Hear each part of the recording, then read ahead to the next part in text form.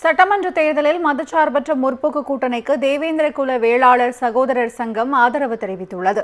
சென்னை அண்ணா அறிவாலயத்தில் திமுக அமைப்பு செயலாளர் RS பாரதியை தேவேந்திர குல வேளாளர் சகோதர சங்க தலைவர் ஜான் பால் பாண்டியன் சந்தித்தார். அப்போது சட்டமன்ற தேர்தலில் திமுக தலைமையிலான மதச்சார்பற்ற முற்போக்கு கூட்டணிக்கு தங்களின் ஆதரவை வழங்குவதாக தெரிவித்தார். சட்டமன்ற தேர்தலில் மதச்சார்பற்ற முற்போக்கு கூட்டணிக்கு காமராஜர் ஆதித்தனார் கழகம் ஆதரவு தெரிவித்துள்ளது. காமராஜர் ஆதித்தனார் கழக தலைவர் சிலம்பு சுரேஷ் நாகர்கோவிலில் செய்தியாளர்களை சந்தித்தார்.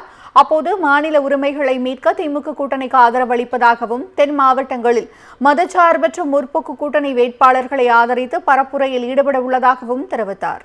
சட்டமன்ற தேர்தலில் மதச்சார்பற்ற முற்போக்கு கூட்டணிக்கு தேவேந்திர குல வேளாளர் சகோதரர் சங்கம் ஆதரவு தெரிவித்துள்ளது. சென்னை அண்ணா அறிவாலயத்தில் திமுக அமைப்பு செயலாளர் RS பாரதியை தேவேந்திர குல வேளாளர் சகோதர சங்க தலைவர் ஜான் பால் பாண்டியன் சந்தித்தார். அப்போது சட்டமன்ற தேர்தலில் திமுக தலைமையிலான மதச்சார்பற்ற முற்போக்கு கூட்டணிக்கு தங்களின் ஆதரவை வழங்குவதாக தெரிவித்தார். சட்டமன்ற தேர்தலில் மதச்சார்பற்ற முற்போக்கு கூட்டணிக்கு காமராஜர் ஆதித்தனார் கழகம் ஆதரவு தெரிவித்துள்ளது. காமராஜர் ஆதித்தனார் கழக தலைவர் சிலம்பு சுரேஷ் நாகர்கோவிலில் செய்தியாளர்களை சந்தித்தார். அப்போது மாநில உரிமைகளை மீட்க திமுக கூட்டணிக்கு ஆதரவு அளிப்பதாகவும் தென் மாவட்டங்களில் மதச்சார்பற்ற முற்போக்கு கூட்டணி வேட்பாளர்களை ஆதரித்து பரப்புரையில் ஈடுபட உள்ளதாகவும் தெரிவித்தார். சட்டமன்ற தேர்தலில் மதச்சார்பற்ற முற்போக்கு கூட்டணிக்கு தேவேந்திர குல வேளாளர் சகோதரர் சங்கம் ஆதரவு தெரிவித்துள்ளது.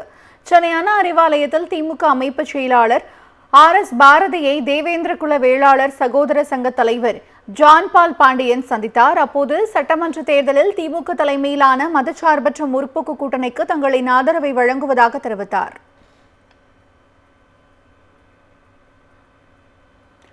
சட்டமன்ற தேர்தலில் மதச்சார்பற்ற முற்போக்கு கூட்டணிக்கு காமராஜர் ஆதித்தனார் கழகம் ஆதரவு தெரிவித்துள்ளது.